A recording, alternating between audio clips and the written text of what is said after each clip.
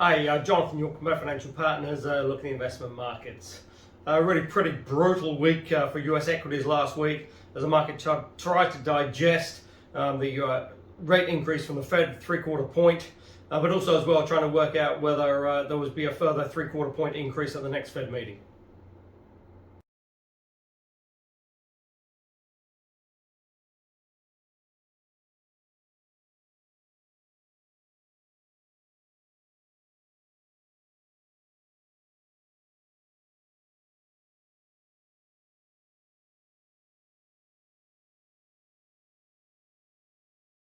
Because certainly if you read between the lines and look at what the Fed actually came out and said, they've revised up their estimates now for Fed funds rate to end of 2022 and also 2023.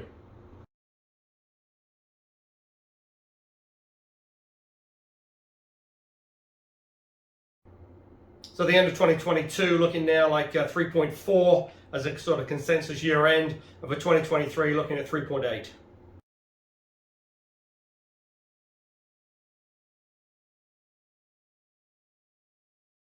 Now, interesting, even with those revised upward estimates, 10-year still trading around sort of 330. So potentially you've got pretty much most of the sort of Fed move priced into the yield curve at present.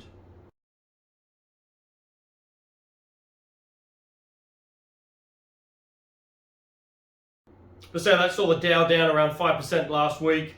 Seen a little bit of a bounce this week with the sort of started trading. Market's up around 2%.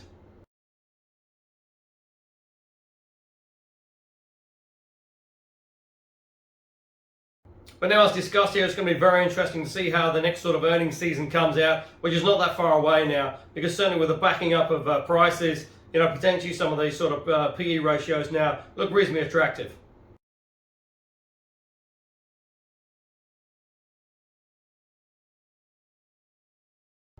But that's obviously only the case if you get the earnings coming out in line, and also as well the guidance going forward.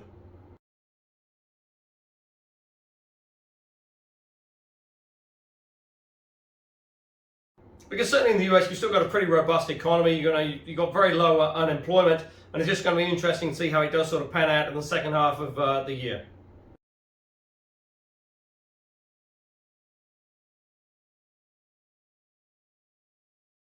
Because certainly in terms of the sort of supply chain, that should start to sort of ease and sort of free itself up. Certainly Shanghai has now come out of its sort of major lockdown, and that's starting to ease the sort of supply chain issues. It's not going to be an overnight fix. It's going to take sort of 3 to 6 months before it gets back to sort of pre-COVID levels.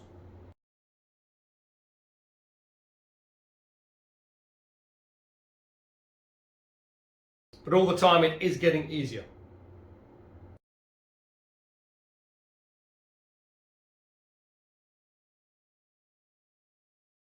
Obviously, the big unquantifiable sort of factor out there is obviously the energy prices and oil, and that's really being driven by sort of supply and obviously the Ukraine-Russian war.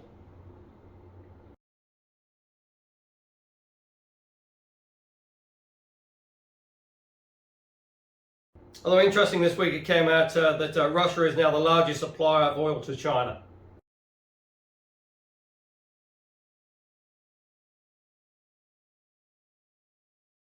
But interesting, oil has come back now from sort of 120 bucks to around sort of $110 on WTI.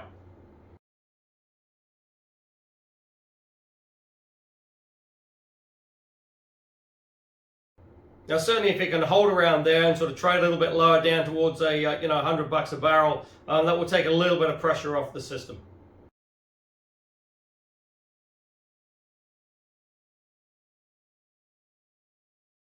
Now in the UK, Prime Minister Boris Johnson is still trying to act sort of very statesman-like and sort of visiting Ukraine and sort of making big sort of speeches, etc.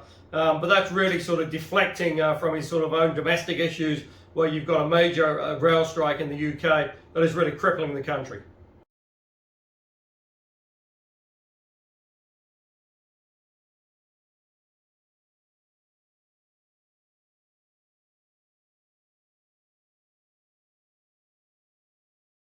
When you add that to the ongoing unrest within the sort of Conservative Party, the sort of Partygate scandal that he sort of tried to sweep under the carpet, it really does look like Boris Johnson's on a little bit of tricky ground.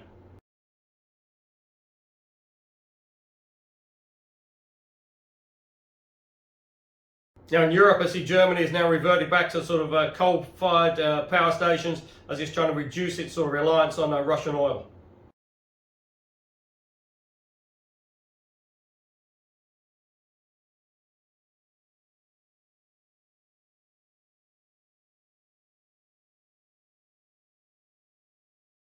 So that's obviously stirred up the climate activists.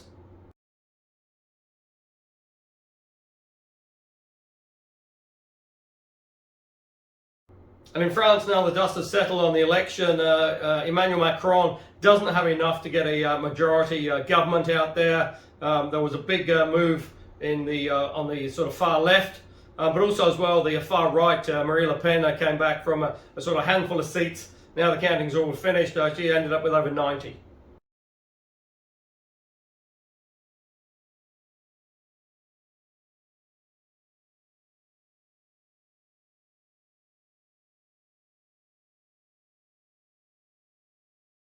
So you really do have major sort of splits in the French sort of electoral system, and it's just going to be interesting to see if Macron can come up with some sort of coalition government.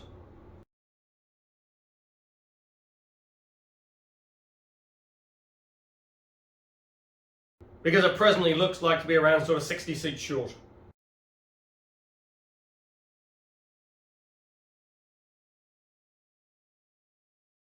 And again, you add that to the sort of unrest in the rest of Europe in terms of sort of protest-free cost of living. You've got some climate change issues as well with major fires in Germany and Spain, and it really does look a little bit of a mess at present.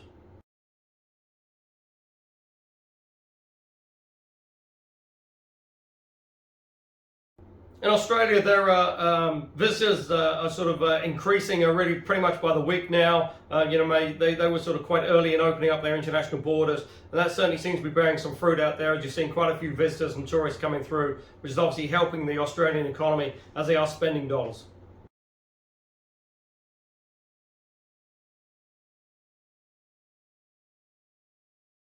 So the forecast for the Australian economy doesn't look too bad for sort of year end. You've still got potential some rate hikes coming through from the RBA.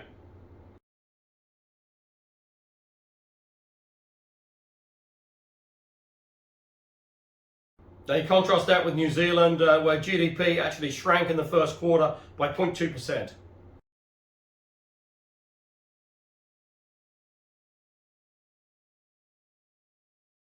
Versus economists were looking for sort of plus 0.7.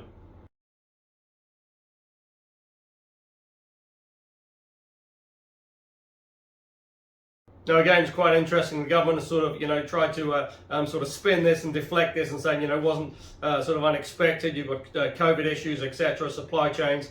But when you look at it as well, you've got consumer confidence, the lowest levels for 40 years.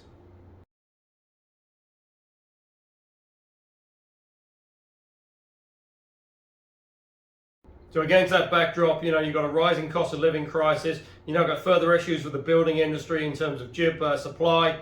And say you've got oil prices as well, mortgage rate increases. It's really a little bit of a dire picture out there.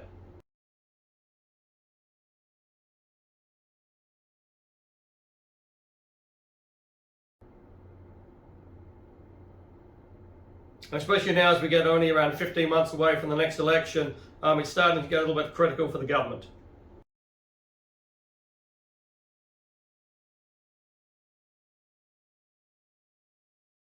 Now what will be interesting is next time the RBNZ meets to see if they do increase interest rates again, because certainly inflation is on the up.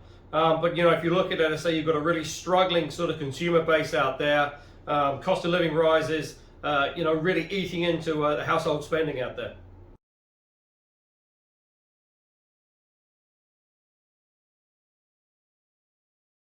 And by putting up interest rates, that will obviously put up mortgage rates again. That would just exaggerate the issues.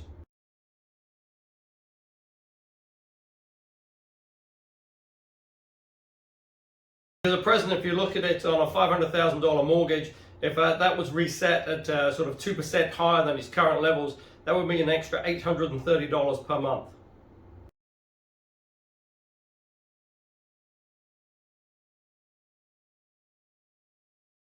Now on the plus side, there has been a little bit of a pickup in terms of numbers coming through, and certainly now with the start of the ski season, certainly bookings from Australia have sort of picked up and are getting to around sort of 80-90% of sort of pre-COVID levels.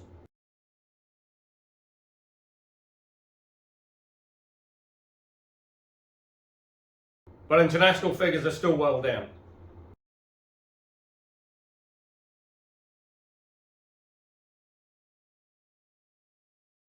Now, obviously, the plus side of rising interest rates is that savers are getting some slightly better returns. But if you are looking for income options, go to the website www.bayfinancialpartners.co.nz for lots of interesting articles. And we look forward to speaking to you soon.